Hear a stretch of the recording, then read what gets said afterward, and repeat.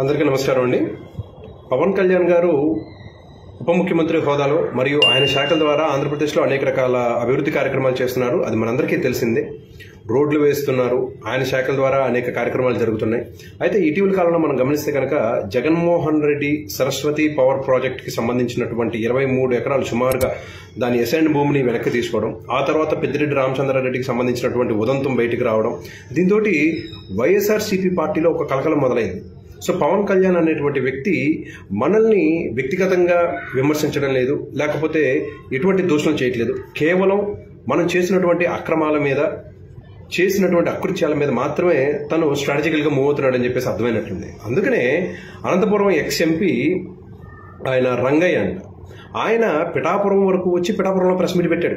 పవన్ కళ్యాణ్ మీరు ఎక్కడున్నారు, పిఠాపురం ప్రజలకు మీరు ఎన్నిసార్లు కనిపించారు అని చెప్పేసి ప్రెస్ మీట్ పెట్టాడు. సరే, అయితే ఆయన అనంతపురం ఎక్స్-ఎంపీకి మేము చెప్పేది ఏంటి అంటే, గత 5 ఏళ్లలో అసలు జగన్మోహన్ రెడ్డి పులివెందుల ప్రజలకి ఎన్ని రోజుల పాటు అందుబాటులో ఉన్నాడు?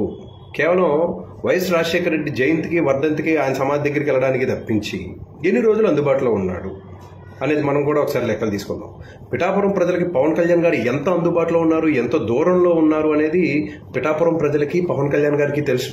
ఒకవేళ మీకు అంత అనుమానంగా ఉండి, లేకపోతే పిఠాపురంలో ఎటువంటి అభివృద్ధి జరగట్లేదా, లేకపోతే పిఠాపురంలో ప్రజలు ఇబ్బందులు పడుతున్నారా అనే దాని మీద మీకు ఏమైనా కన్సర్న్ ఉంటే, అక్కడ మా పార్టీ ఇన్ఛార్జ్ మర్రెడ్డి శ్రీనివాస్ గారు ఉన్నారు. ఆయన పిఠాపురం ప్రజలకి పవన్ కళ్యాణ్ గారికి మధ్యన వారధిలాగా, అటు ప్రభుత్వ అధికారులకి కూడాను ప్రజలకి మధ్యన వారధిలాగా ఉంటూ పిఠాపురం ప్రజలకి ఏమి కావాలి అనే ప్రతి అంశం మీద పవన్ కళ్యాణ్ గారితో చర్చిస్తూ అక్కడ స్థానికంగా ఉన్నటువంటి సమస్యలని ఆయన దృష్టికి తీసుకువెళ్తూ వాటిని పరిష్కారం చేస్తున్నారు అక్కడ ఉన్నటువంటి స్థానిక నాయకులు పవన్ కళ్యాణ్ గారు. పవన్ కళ్యాణ్ గారు పిఠాపురంలో గెలిచిన తర్వాత గత 7-8 నెలల కాల వ్యవధిలో పిఠాపురంలో అనుకోని మార్పులు వచ్చినాయి. పిఠాపురంలో 30 పడకలు ఉండేటువంటి ఆసుపత్రి ఈ రోజున 100 పడకల ఆసుపత్రిగా ట్రాన్స్ఫార్మ్ అవుతుంది. పిఠాపురం ఆ చుట్టుపక్కల గత కొన్ని దశాబ్దాలుగా, అంటే 10-15 సంవత్సరాలుగా కూడా నాయకులు పట్టించుకున్నటువంటి రోడ్లని పవన్ కళ్యాణ్ గారు వాటి మీద దృష్టి పెట్టి ఈ రోజున 2 గ్రామాలని, లేకుంటే 2 నియోజకవర్గాలని కలిపేటువంటి ప్రధాన రహదారుల మీద ఆయన ఫోకస్ పెడుతున్నారు. అలానే పవన్ కళ్యాణ్ గారు పిఠాపురంలో ఎమ్మెల్యేగా గెలిచిన దగ్గర నుంచి ఈ రోజున పిఠాపురంలో ఉన్నటువంటి భూములకి అంతకుముందు లేనటువంటి విలువ వచ్చింది. మరి గతంలో ఒక రైతు చెప్పాడు, గతంలో మేము మా పిల్లలకి పెళ్లి చేయాలి అంటే 2 ఎకరాలు అంటే 1 ఎకరం అమ్ముకునే వాళ్ళం, అట్లాంటిది ఈ రోజున 1/2 ఎకరం అమ్ముకుంటే సరిపోతుంది, మేము మా పిల్లల భవిష్యత్తుకి మేము భరోసా కలిగించగలిగాము. ఈ లెవెల్ ఆఫ్ డెవలప్మెంట్ మాకు కావాల్సింది ఇదే కదా, మేము కోరుకున్నది కూడా మేము ఇదే, మా బతుకులు బాగుండాలని కోరుకుంటున్నాము అని చెప్పేసి అన్నారు. అలానే పిఠాపురం అభివృద్ధికి ఆయన ఒక స్పెషల్ బాడీని నియమించడం జరిగింది.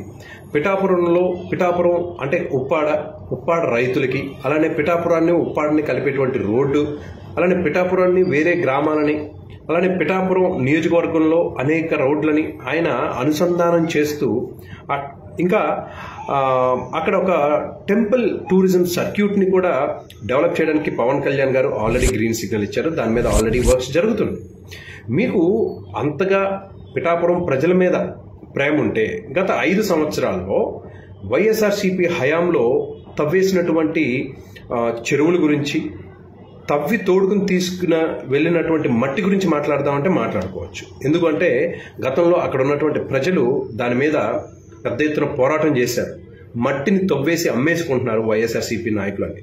సో ఇక్కడ మీరు అనంతపురం నుంచి వచ్చి మీ కంఠశోషని పిఠాపురంలో వెళ్ళబుచ్చుకునే బదులు జగన్మోహన్ రెడ్డి దగ్గరికి వెళ్ళి, జగనన్న నువ్వు సంక్రాంతికి వస్తున్నావు అన్నావు, వెంకటేష్ గారు సంక్రాంతికి వచ్చారు వెళ్ళిపోయారు, నువ్వు సంక్రాంతి తర్వాత వస్తానన్నావు, లండన్ పారిపోయి కూర్చున్నావు, లండన్ నుంచి నువ్వు ఎప్పుడు వస్తావన్నా అని చెప్పేసి ముందు మీ నాయకుడిని అడగండి.